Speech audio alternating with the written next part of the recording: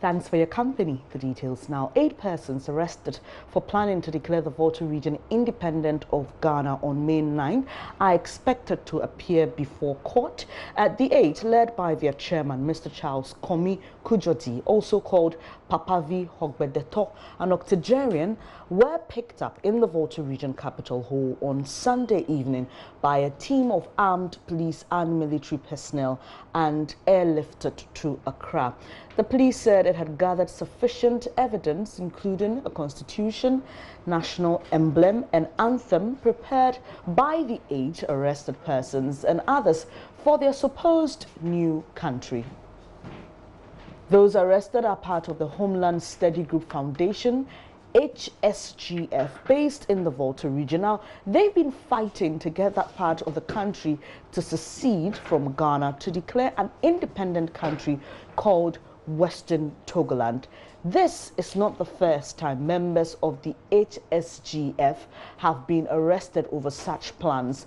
What is the history behind this, and why does this group want to split the Volta region from Ghana? I've got my colleague Raymond Akwa in the studio with me. He's been doing some research and will be telling you more on this. Raymond, thank you for joining us.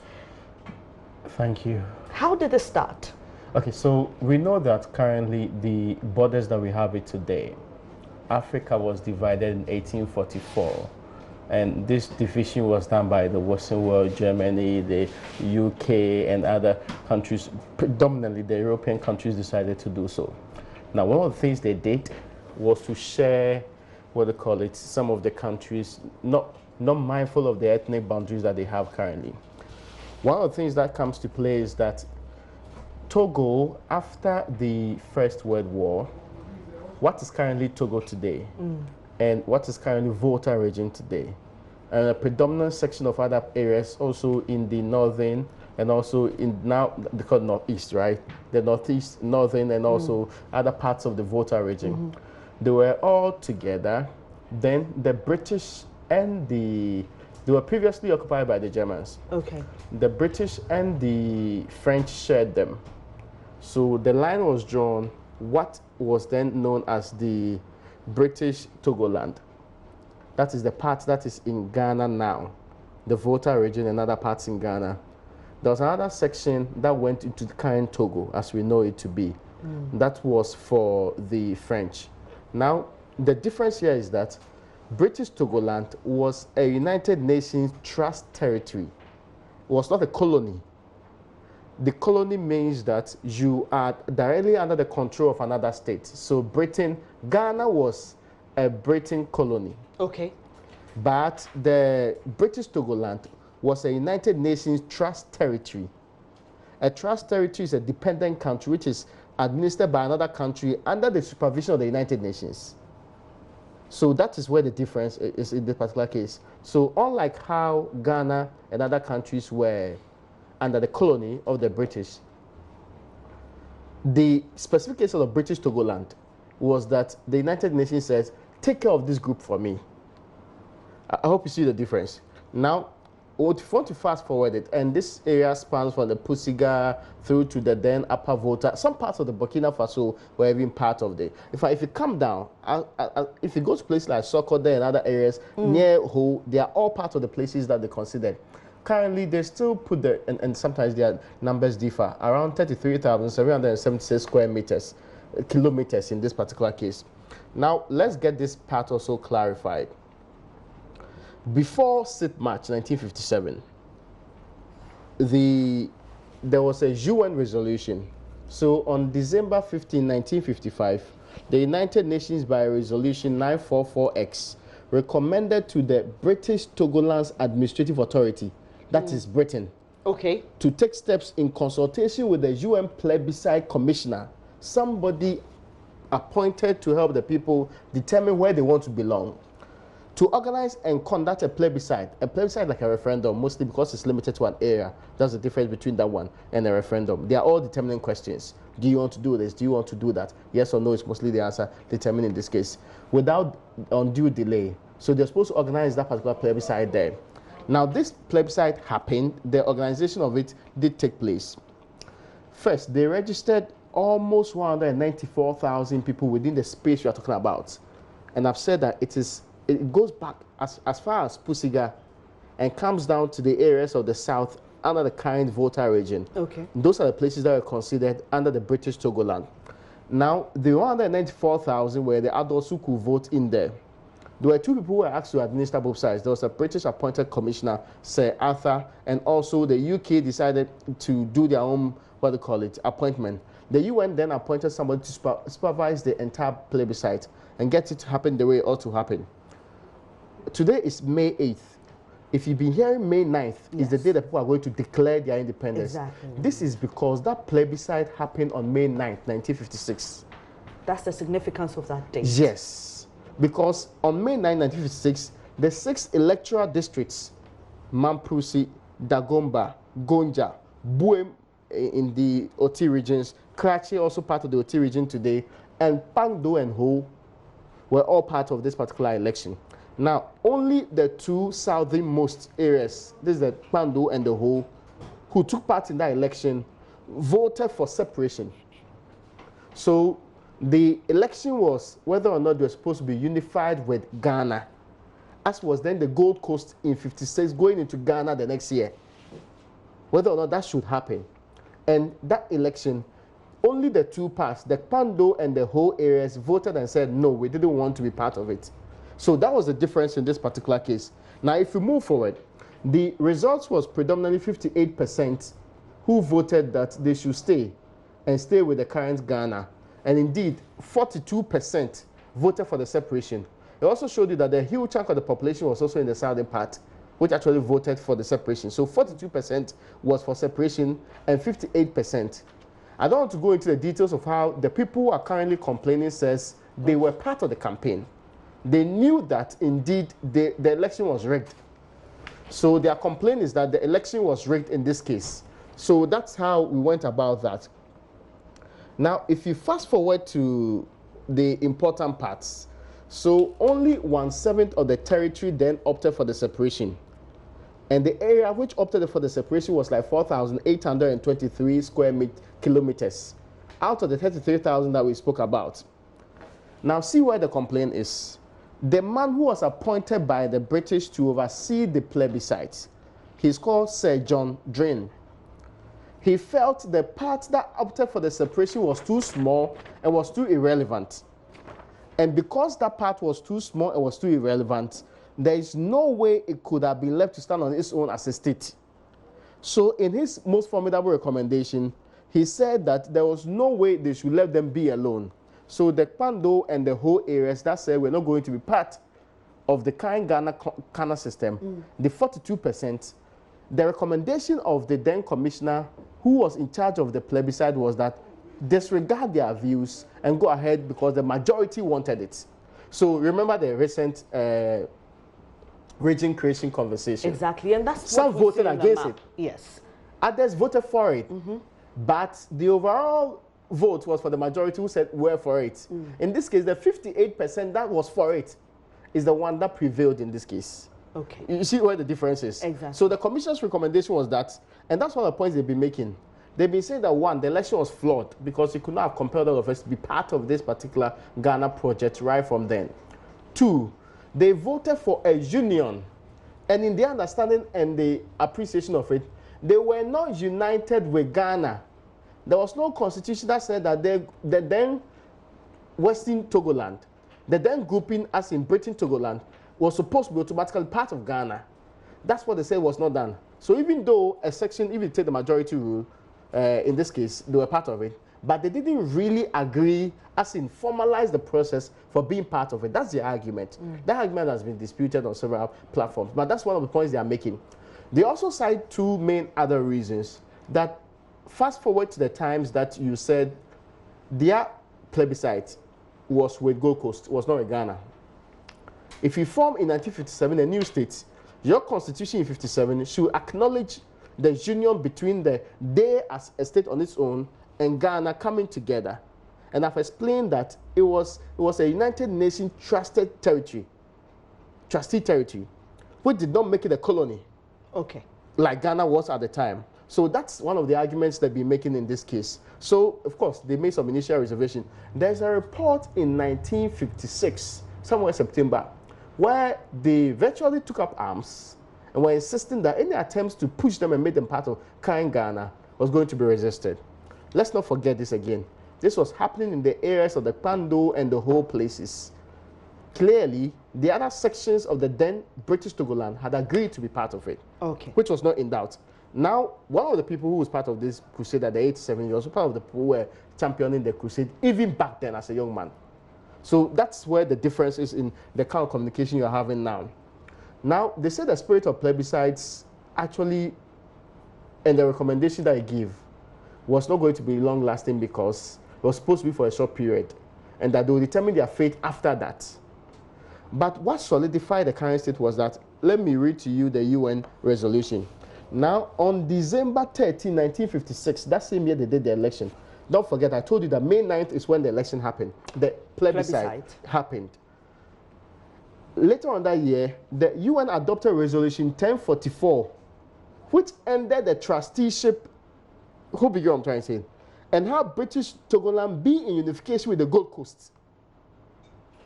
And that particular resolution stated that this unification shall come into play on March 6, 1957. So it became the 4th province. Now it moved, because even the Gold Coast system was transitioning into Ghana, it moved from being a trusteeship to becoming a province under State Ghana. Okay. So Raymond, just looking at this map, we have a fair idea of what it used to look like at the time when the Western Togoland was quite, like you say, was UN trustee. Ghana was supposed to cater for that part of the West African sub-region on behalf of the UN. So we have added more regions to the original or the previous 10 that we had. So now, what is this group calling for? Okay, what exactly do they want? In fairness, if you start from the small part of the Upper East region, small part of the Upper East region, through to a section of the Northeast, what is currently Northeast. So small part of Upper East, what is currently Northeast, a section of the Northern region itself currently constituted, the Oti region predominantly, and also some part of what is known today as the Volta region. So that's what they wanted. If you want to carve it out, if you are using the Volta Lake as an example, in fact, they wanted more than that, but it's subsequent demands that's made it so. They insisted that even parts of the current Eastern region and other parts of what is supposed to be Savannah is supposed to be part of their Western Togoland space, because according to them, if you want to really trace the origins of the people and the connections they have to this place, you cannot exclude all of those other places. But of course, they kept on changing the territories that they demanded. I think it reached a point they even wanted to eliminate, and let's not get it wrong, now all that they are saying is that yes, a section decided to vote and be part. We can't begrudge them. The Pando and Ho areas are predominantly what they are holding on to, because that's the area that voted for separation. Again, parts of the northern, what is now known as even the Oti space, is also part of the areas that they think, because of how they considered it to be fraudulent, that plebiscite and this implementation, that is how they want the people to be separated and put as a separate state on its own, so that they will determine for themselves whether indeed they want to go to Togo, which was one of the things they asked for, and it backfired until they formed a group. So, I hope you get what I'm trying to say. So, there was a separation. The people decided to say that, let's not take us out of British Togoland first. Let us determine whether we want to go back to Togo, which was one of the things. But when they realized that a section of the grouping did not want to even go back to Togo in the first place, and that a chunk of them had decided to join the then Ghana, they said, let us be independent. Okay. So it's no longer the entire British Togoland. That's why you hear them say Western Togoland. So it's a specific areas that they're looking at within the former British Togoland in this case. All right, Raymond, grab your seat. Now let's talk about the state's reaction to this over time. In recent times, we've seen some arrests. In 2017, there was reports of some arrests. I think the High Court in Ho took over the matter. They were made to sign a bond of good behavior. Yeah. But what does this mean to a state of Ghana? This is high treason, isn't it? To consider Okay, so that. they still had considered that even in 2017. In fact, they were charged, they were put before court. But along the line, I think people prevailed, and then what they call it, administration on the administration, and said for an over 80-year-old man and some other people, they did not pose any real threat to the state. That's what people suggested. Others were of the opinion that you cannot in any way underestimate the threat that any group in that demands what they call it, secession, is posing to the sovereignty of the state. Indeed, we have sought to prosecute this grouping, and treason felony is captured under Section 182 of the Criminal and Other Offences Act. It spells out that you cannot wake up tomorrow and say, we don't want to be part of Ghana again, and plan. It's more like you're overthrowing the authority of the state and seeking to move away from it.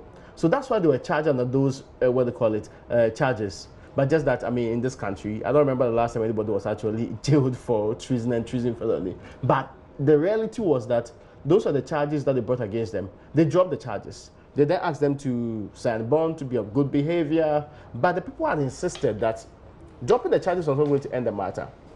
And again, I think over a period of time, they've lost some members, and also some of them have also passed on. But there's still a core team, including the 7, who have consistently insisted that we shall remain within this particular cause.